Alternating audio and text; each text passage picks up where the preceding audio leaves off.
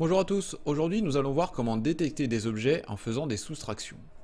Dans les vidéos précédentes, on a vu un certain nombre de techniques pour repérer des objets dans une image.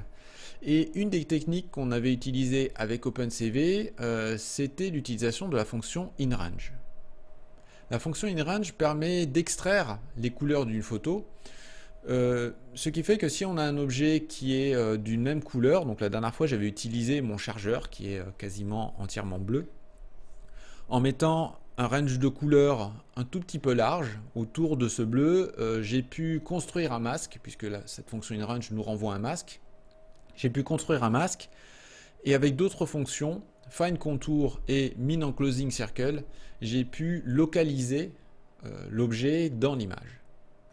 Un des problèmes de cette méthode, bien sûr, est que si on a à détecter des objets qui ont différentes couleurs, elle ne va pas marcher. Donc aujourd'hui, on va voir une autre fonction qui va toujours permettre de construire un masque. Donc une fois qu'on a un masque, on sait localiser l'objet, donc avec les deux fonctions que j'ai citées précédemment. On va construire un masque, mais on va le faire en soustrayant deux images. Alors aujourd'hui, on va travailler sur cette vidéo. C'est une vidéo prise par des caméras sur une autoroute. Voilà, donc on voit une autoroute avec des voitures qui passent en fond. Et on va essayer de compter les voitures. Et pour ça, il va falloir déjà les localiser. Donc pour faire ça, l'opération va vraiment être basique. Je vais construire une image à partir de chaque pixel en faisant la différence sur chacun des pixels. Donc si je prends mon image, je vais l'appeler I, si je considère le pixel XY de cette image.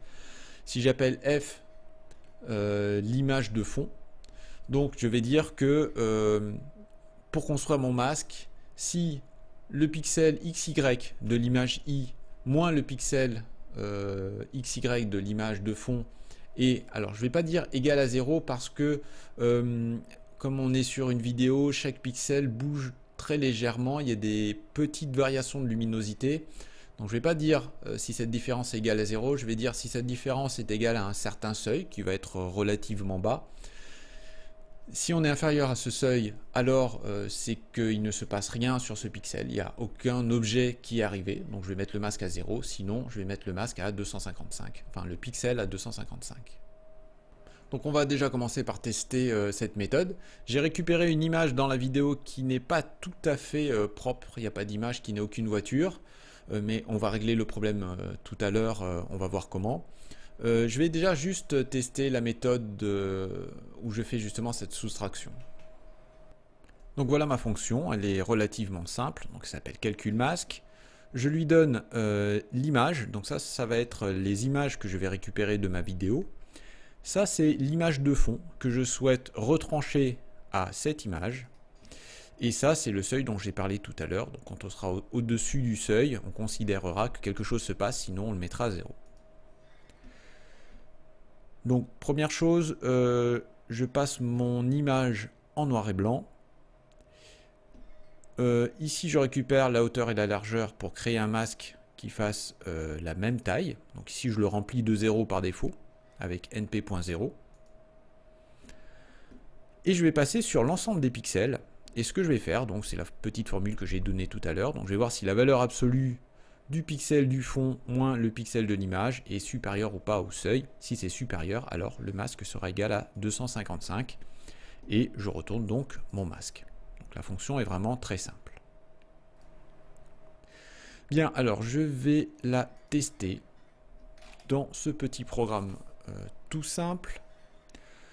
Ici, je vais lire mon image, c'est l'image qui est là, je ne voulais pas montrer. Voilà, ça c'est une des images que j'ai extrait de la vidéo. Donc comme je l'ai dit, il n'y a pas d'image avec sans aucun véhicule. Donc là, comme c'était relativement propre ici, on va regarder dans cette zone et on va voir si on détecte bien les voitures. Donc je reviens à mon fichier Python. Voilà, donc je lis, ça c'est la lecture de l'image que je viens de vous montrer. Et bien sûr, comme toujours, je vais lire ça avec vidéo capture. Maintenant, vous êtes habitués. Je récupère l'image là-dedans et je fais appel à ma fonction calcul masque. Donc la frame, hein, d'accord, donc l'image qui est issue de la vidéo, je lui retire ce fond. Et maintenant que j'ai un masque, je vais faire exactement ce que j'ai fait dans le tutoriel InRange.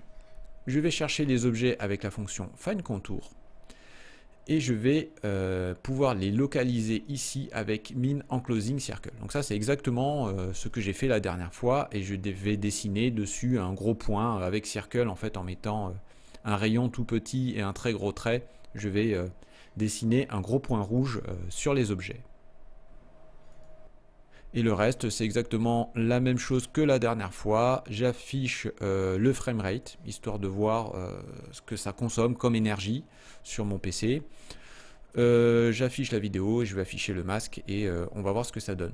Juste une petite chose concernant le seuil, parce que il n'est pas forcément évident de le régler. Par défaut, je l'ai mis à 10. Mais on pourra le régler. Ça nous évitera de faire des allers-retours avec le fichier pi. Si j'appuie sur M, je l'augmente de 1. Si j'appuie sur P, je l'augmente de 1. Si j'appuie sur M, je le diminue de 1. Alors c'est parti, on va lancer Python. Calcul masque. Voilà, donc on a 3 fenêtres. La première, on a l'image qu'on a vue tout à l'heure. Ici, on a la fameuse vidéo. Et ici, on a le masque. Voilà. Donc, ce masque-là, c'est ma vidéo, moins ceci. Donc, on ne va pas se concentrer sur la file de gauche, parce qu'il y a des voitures. On va juste regarder cette file ici. Voir si on détecte les voitures sur notre masque. Et en effet, voilà, on voit bien les voitures qui sont ici. Alors, on va, comme la dernière fois, nettoyer un peu le masque. Avec la fonction Erode et Delete. Et puis on peut corriger un petit peu le seuil pour éviter d'avoir trop d'ombre, parce que sinon on va aller prendre la voiture à côté et des fois on va pouvoir, avec ce masque, on va considérer qu'il n'y a qu'un objet. Donc on va régler tout ça. Déjà je vais utiliser la fonction Erode et Delete pour nettoyer un petit peu tous ces points. Donc je retourne dans Common, puisque c'est là-dedans que j'ai mis mes fonctions et j'avais préparé des lignes. Voilà, donc ici on a la fonction qui va nettoyer les formes. Je ne le fais qu'une fois, c'est suffisant.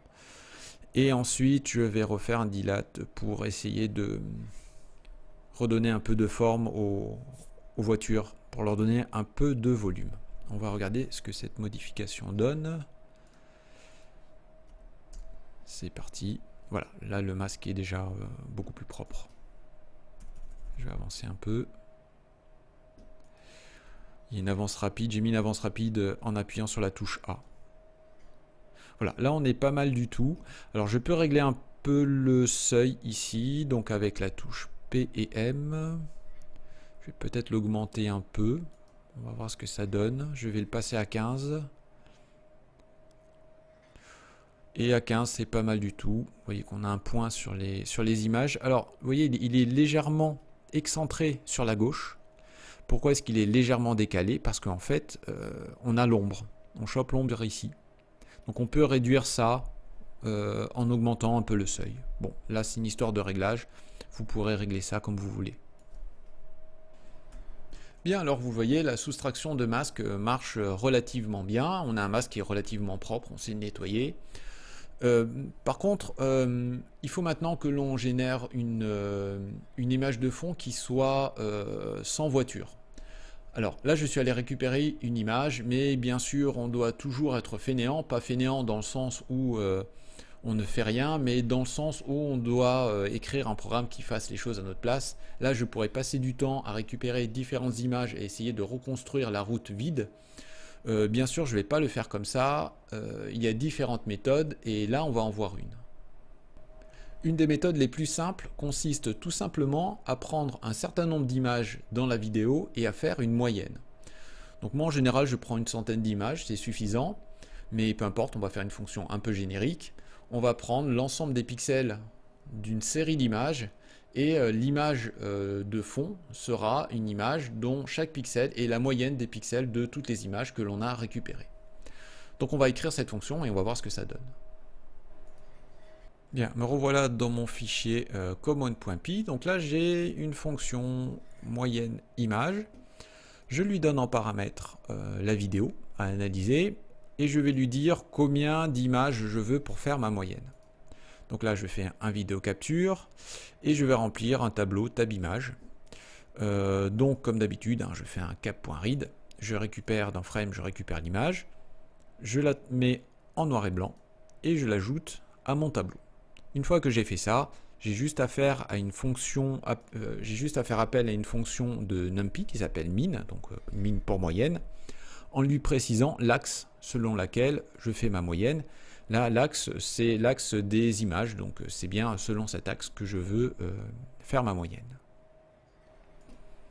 Ok, je n'ai plus qu'à retourner dans Calcul masque. Et donc maintenant, je ne vais pas lui donner une image, mais je vais générer le fond avec cette fonction. Donc là, c'est ce que je viens de faire, hein. Je fais appel à la fonction moyenne image, je lui donne vidéo. Et donc, comme je l'ai dit, je vais partir sur 100 photos. On va voir ce que ça donne. Donc, c'est parti. Voilà. Donc, vous voyez que là, voilà à quoi ressemble l'image de fond qui a été générée. Donc ça, c'est une moyenne des 100 premières images de cette vidéo. Et on voit que c'est plutôt pas mal. Alors, qu'est-ce que ça donne au niveau de mon masque? Du coup, alors ici, j'ai quelques petits trucs, mais là, c'est juste du réglage de seuil. Je vais le passer à 15, histoire de voir ce que ça donne. Et là, c'est pas mal du tout. Donc là, on voit qu'il arrive à détecter les voitures. Peut-être que je peux augmenter un peu le seuil encore pour limiter l'impact de l'ombre. Et c'est plutôt bien. Alors là, un des soucis qui est assez souvent sur la détection des voitures, c'est que vous voyez le pare-brise et le gris est presque le même que le gris de la route. Du coup, on peut avoir de temps en temps deux objets qui apparaissent, mais en fait, c'est pas deux objets, c'est la même voiture, mais séparée par son pare-brise. Bien, alors c'est pas mal du tout. On a une fonction qui nous génère le fond, on n'a pas besoin de s'embêter. Et avec la technique, donc une simple technique de soustraction, on arrive à générer un masque. Ok, alors là, ce qu'on va s'amuser à faire, c'est par exemple compter le nombre de voitures et on va essayer de faire ça de cette manière. Alors déjà, on n'a pas besoin de faire une analyse complète de l'image, hein. Vous avez vu que c'est un peu lent. Bon, la photo est un peu grande, c'est un peu lent. Alors j'étais à un framerate aux alentours de 6. Là, je suis sur un Core i7 8e génération. On n'a pas besoin d'analyser toute l'image si on veut compter les voitures. Donc là, ce que je vais faire déjà, c'est réduire au bas de la file de gauche. Je vais réduire déjà l'analyse juste à cette zone. On va voir ce que ça donne. Alors, je vais aller dans le fichier compte.py. Donc comme tout à l'heure, je crée mon image de fond, ça, il n'y a pas de souci. Je fais vidéo capture, je récupère les images de la vidéo. Et ce que je vais faire, c'est que je vais travailler dans un rectangle qui est relativement petit, qui se trouve en bas de l'image. Je vais vous montrer ce que ça donne. Donc PY... non, pas du tout. Compte.py. Voilà. Donc là, forcément, vous voyez que le framerate augmente, hein. Je suis aux alentours des 80. J'analyse juste la zone qui est ici. Et ce que je fais quelque chose de relativement simple. Lorsque il y a une voiture qui apparaît dans cette zone, si le nombre de voitures dans la zone augmente, c'est qu'une nouvelle voiture est rentrée dans la zone. À ce moment-là, j'incrémente le compteur. Et si le nombre de voitures dans la zone est la même, alors je ne touche pas au compteur. Et on voit que c'est plutôt pas mal. Donc vous voyez, j'ai le nombre de voitures qui augmente. Alors quand est-ce que ça marche pas? Ça marche pas des fois quand on a l'ombre d'une des voitures qui vient toucher une voiture qui est très proche. À ce moment-là, le compteur ne s'incrémente pas forcément si on ne détecte qu'un objet. Si les deux objets fusionnent, on va dire, dans le masque.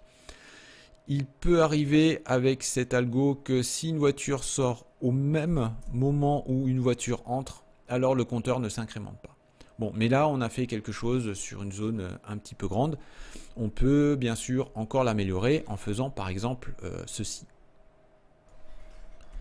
Alors Python compte underscore v2. Donc voilà une autre façon de faire. Donc là j'ai mis un détecteur par fil. Là la méthode est beaucoup plus efficace. Ce que je fais ici, c'est que je n'utilise pas Find Contour et Min Enclosing Circle. Je regarde chaque rectangle et je fais la moyenne des pixels du masque dans le rectangle. Et si je dépasse une certaine valeur, donc dans le fichier vous regarderez, c'est la valeur seuil 2. Si je dépasse cette valeur, alors je considère qu'il y a une voiture. Et là, même si j'ai deux voitures qui fusionnent parce que l'ombre dépasse sur la file d'à côté et du coup l'algorithme Find Contour ne trouve qu'un objet, là je m'en fiche parce que je considère les trois surfaces et je les traite complètement différemment. Et là la méthode est beaucoup plus efficace. Voilà, donc là on a vu une application. Il y a beaucoup d'applications avec cette méthode qui est vraiment toute simple. On peut l'utiliser pour, par exemple, juste pour faire de la détection de présence. Imaginons qu'on ait un très très grand terrain à surveiller, on ne va pas s'amuser à mettre des détecteurs de présence tous les 10 mètres, ça peut coûter cher. Là on peut avoir une photo qui est prise, alors soit une photo que l'on prend avec la caméra ou avec la méthode que j'ai donnée, et dès que quelque chose se passe dans cet environnement, hop, on peut remonter une alerte. Là on pourrait détecter des objets qui sont à plus de 10 km. Alors bien sûr, la méthode que j'ai montrée là, l'algorithme que j'ai montré là est à améliorer. Hein. Là, si on a un changement de luminosité, si tout simplement l'heure tourne, si on passe en heure de nuit, eh bien, il faudra refaire une image de fond. Donc là, ce que l'on peut faire, par exemple, c'est utiliser cette fonction, refaire appel à la fonction moyenne toutes les 5 minutes ou toutes les minutes, pas tout le temps, peut-être pas travailler tout le temps avec une fenêtre glissante parce qu'on va peut-être reconsommer à nouveau beaucoup de ressources, mais une fois toutes les 5 minutes ça peut suffire, ou avec un simple capteur de luminosité. Si la luminosité change trop, alors on pourra refaire un scan des 100 dernières images de la vidéo. Voilà, j'espère que cette nouvelle vidéo vous a plu. J'espère qu'elle va vous donner des idées pour vos projets. N'hésitez pas à faire des commentaires sur l'algorithme, sur la vidéo elle-même, aussi bien sur le fond que sur la forme. Bien sûr, le code est à disposition comme toujours. Le lien de mon GitHub est dans la description. Et en espérant vous revoir sur ma chaîne, je vous dis à bientôt.